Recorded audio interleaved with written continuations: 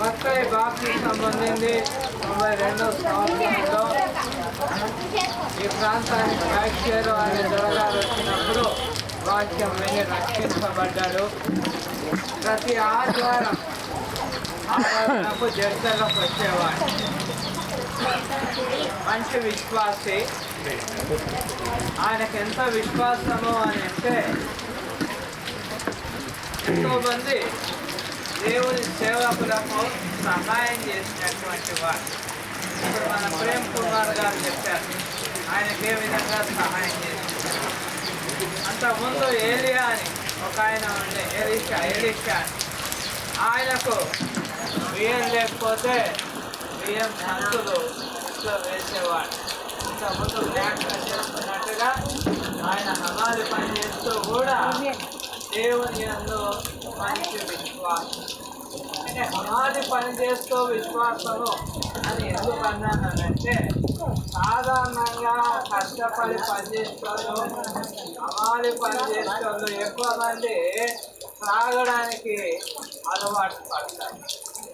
కారణం ఏంటి అని అంటారంటే అయ్యా మేము చాలా కష్టం చేస్తాం, అలసిపోతాం, రాత్రి మాకు నిద్ర రాదు, అందువల్ల కొద్దిగా మేము తాగితేనే మాకు నిద్ర వస్తుంది అంటారు.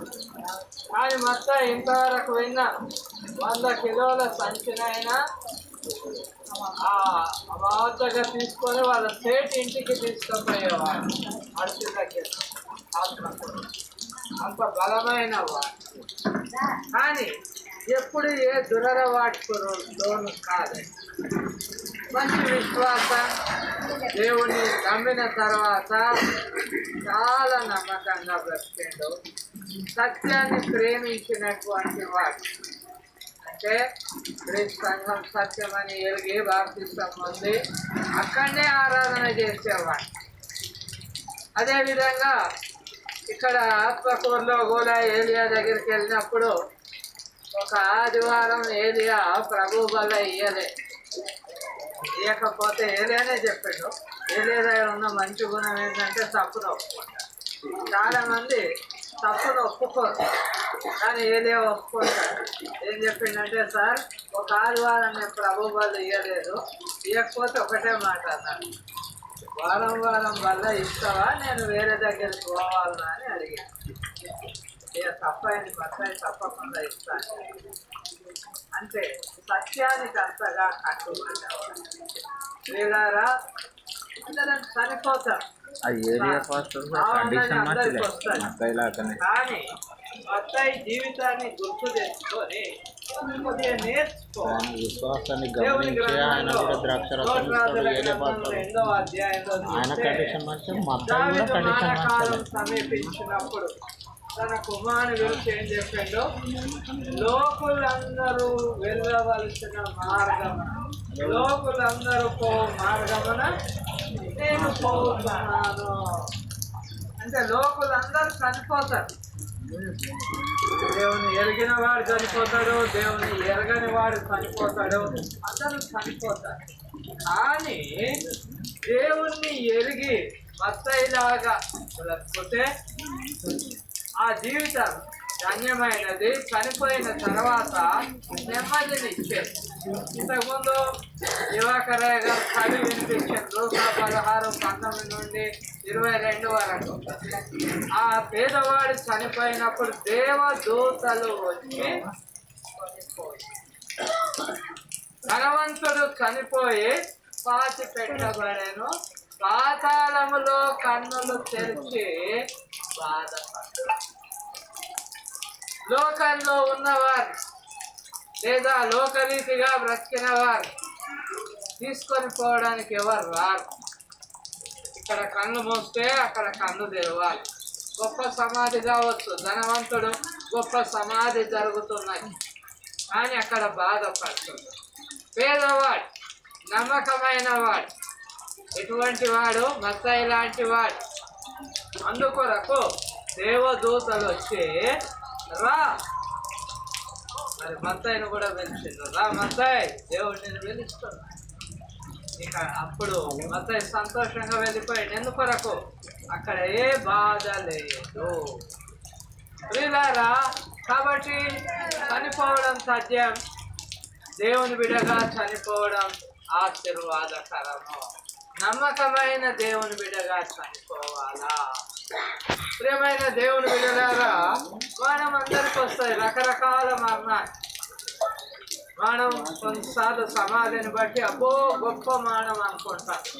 ధనవంతుడు చనిపోయిండు, గొప్ప సమాధి, కానీ వేదన పడుతూ వీళ్ళారా. దేవుని గ్రంథం ఏం చెప్తుందంటే అందరూ మరణిస్తారు కానీ విలువైన మరణం కావాలి. 116వ కీర్తన 15వ వచన భాగం దయచేసి చదవండి. 116వ కీర్తన 15వ వచన భాగం. యెహోవా భక్తుల మరణం యెహోవా భక్తుల మరణం ఆయన దృష్టికి విలువ గల. చనిపోతారు కానీ విలువైన చావు రావాలి. విలువైన చావు అంటే కొందరు అనుకుంటారు, అయ్యో వాడు రోజంతో ఈ లూకా 16లో 19 నుండి చూస్తే ఆ లాజరు అనే వానికి ఆరోగ్యం లేదు, భోజనానికి కూడా లేదు, ఎంతో కష్టపడుతున్నాయి. కొందరు ఏ బాధ లేకుండా చనిపోతే అబ్బో మంచి మరణం అని లోకరీతిగా, గొప్ప సమాధి అయితే అబ్బో గొప్ప మరణం అనుకుంటారు. కానీ దేవుని గ్రంథం ఏం చెప్తుందంటే విలువైన మరణం ఏదేంటంటే యెహోవా భక్తుల మరణము. యెహోవా భక్తునిగా ఉండాలా, చనిపోతే ఆ మరణము విలువ గలది. విలువలేని మరణాలు ఏంటో ఉంటాయి. ఎంతో మంది చనిపోతుంటారు. దుర్మార్గులు కూడా చనిపోతుంటారు, దుష్టులు చనిపోతుంటారు, పాపులు చనిపోతుంటారు. దానివల్ల దేవుడు సంతోషపడాడు. కొన్నిసార్లు చనిపోయినప్పుడు ప్రతిగా అది దేవుని చిత్తం, దేవుని చిత్తం అని మనం అంటూ ఉంటాం. ఆ విధంగా చనిపోయినాయి. అన్ని మరణాలు దేవుని చిత్తం కాదు. ప్రసంగి గ్రంథం 7వ అధ్యాయం చదవమ్మా. సామెతలో ప్రసంగి 7వ అధ్యాయం 17వ వచన భాగాన్ని. దుష్కార్యములు అధికముగా దుర్మార్గ పనులు చేయకము.